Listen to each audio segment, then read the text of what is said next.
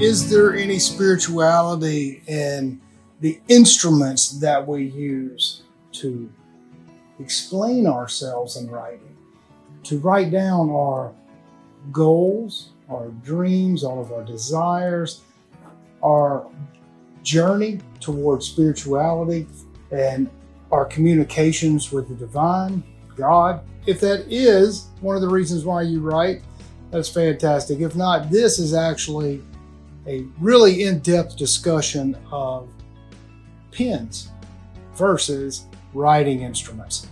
Big difference. And to some people, it just doesn't matter. And if you want to write in your notebook, or you have a journal that you just use a regular old fountain pen, nothing wrong with that at all. From our perspective, my perspective, I believe that in this life, we should attempt the best we can to use high quality things, tools, instruments. That way they can last. They last a long time, and we can get great value in them.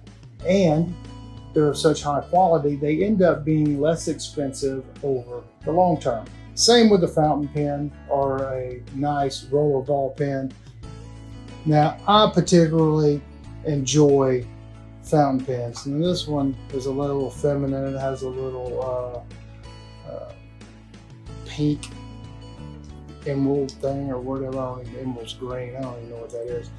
But it was a gift from my mother, and there are a lot of different fountain pens and a lot of different price points.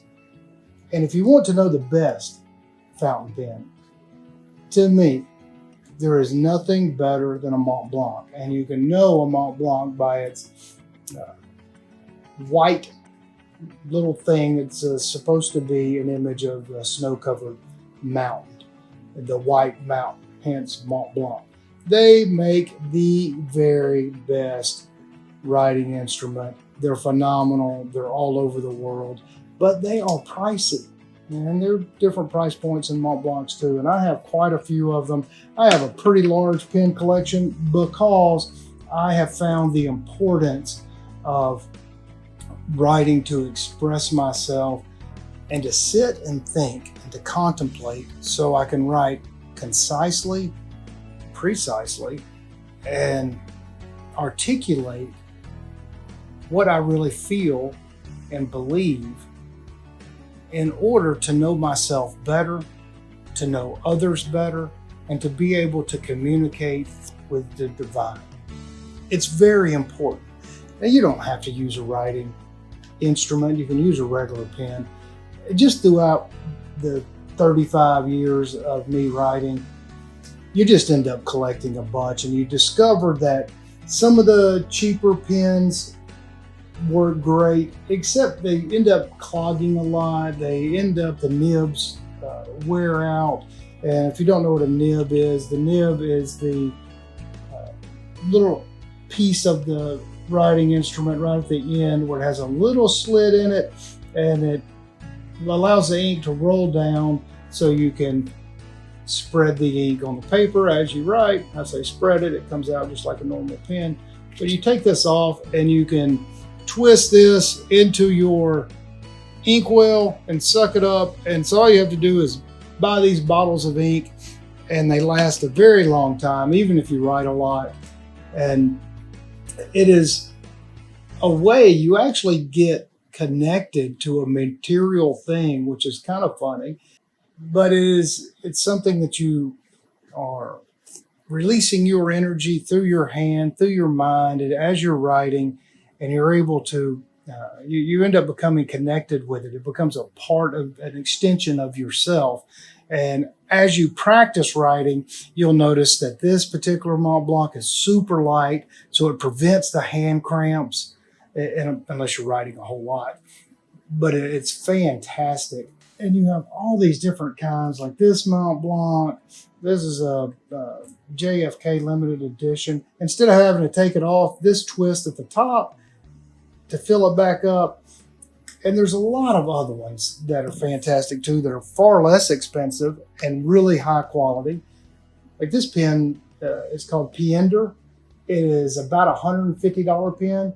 outside of Mont Blanc, it is my favorite. It is the most reliable. The nib lasts a really long time. They're fairly lightweight, and they are magnificent. And you can get the nibs to come out in a fine writing or a medium or a bold. I particularly like the medium. It flows really well. The ink flows nice. And this one is the same way as the other ones. You just take this thing off.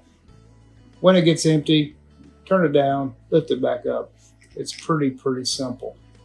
And it allows you the longevity with it. The only thing I don't like, it has this magnetic little thing on it like that. That's fine unless you put it in your pocket. And sometimes if you move a certain way, it can open up. This one's pretty good, this thing, but this one right here has come off. I have a little pocket in my blue jeans, and this one comes off easy, and it's stained my blue jeans some with ink. It's really not good for that. So you have to be really careful about what you're doing with them. And they're this one is called a Yard of Lead. It's a silver pen, and this was a gift, and it is one of the finest writing instruments. But I don't use it very often because it's heavy. And if I'm writing a short paragraph or two, this is fine. But if I end up going off on a tangent and spilling out my guts on paper, man, I'll get a hand cramp. You're like, oh man, this is too much.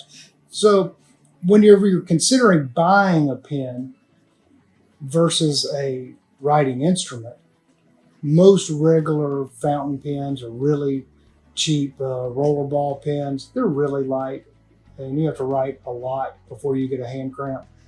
But whenever you're considering a writing instrument for your first time, hopefully you're in a position to be able to pick it up and feel it, to notice the weight of it. Because right at first, even this one seems really insignificant. Like there's nothing. It's a little pen. Like a little pen. Most people could call this a pen. I call it a writing instrument. Versus this Mont Blanc, which is a resin, and it is super light. Almost can't feel it. Makes a big difference whenever you're writing.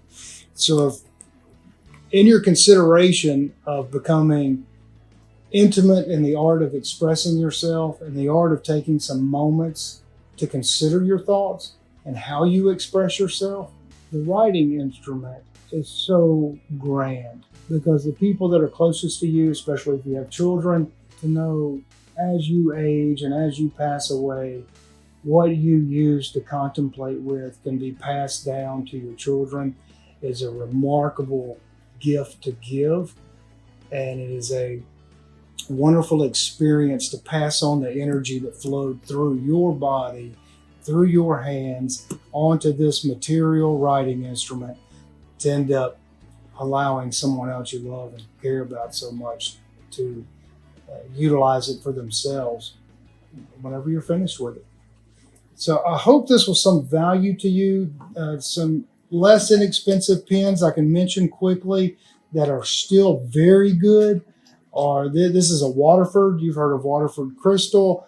It's these are about anywhere from $100 to $150, $200. Very good pen. The top still is Piender for me. There's a Schaefer and Cross. They also make a fine pen, typically anywhere from the $50 to $150 range. Those are all wonderful. But I have noticed, because I do have some Schaefers and Crosses here, that they do not withstand the test of time like a Mont Blanc or a Piender or a Waterford. They just don't. In my experience, there might be other people that have had better experiences with that than me. And it's important to take care of your pen. So I have pen cases, I have quite a few of them like this. They're super great. You can just stick your pen inside there. It protects it. And you can throw this into your bag. You can put it in your back pocket, throw it in your car, and you got it safe, like a pair of sunglass cases, to protect your eyewear.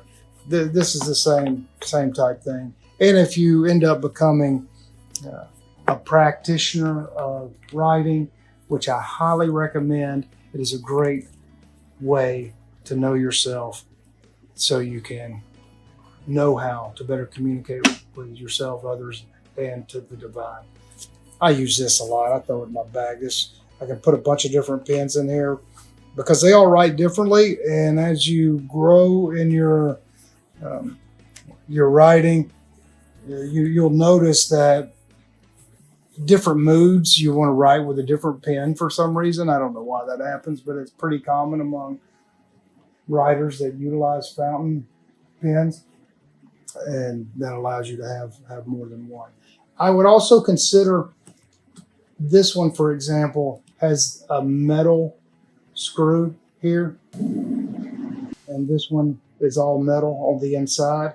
They last a lot longer, and I recommend that a lot, because on this one here, this is a Mont Blanc. It's one of the best writing instruments. This was a John Lennon collectible. But the thing is, this Mont Blanc, they made the mistake of putting this resin screw here.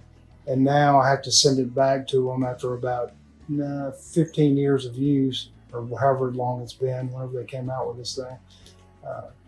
It'll only screw in for just a little bit, and it pops right off. So that's a problem with that. But the pen itself, lightweight, beautiful nib. It's fantastic to use, flows elegantly on the paper. But that would be one tip that I would highly recommend. And most Mont Blancs have this, really just kind of snaps on there, not a magnet, it's a suction cup of some kind. It really works good. But it has the same problem as this Piender, which it can just kind of pop off in your pocket. So that is one of the reasons why you would want to use this, not only to protect the pen itself, but protect yourself from getting ink spilled all over you.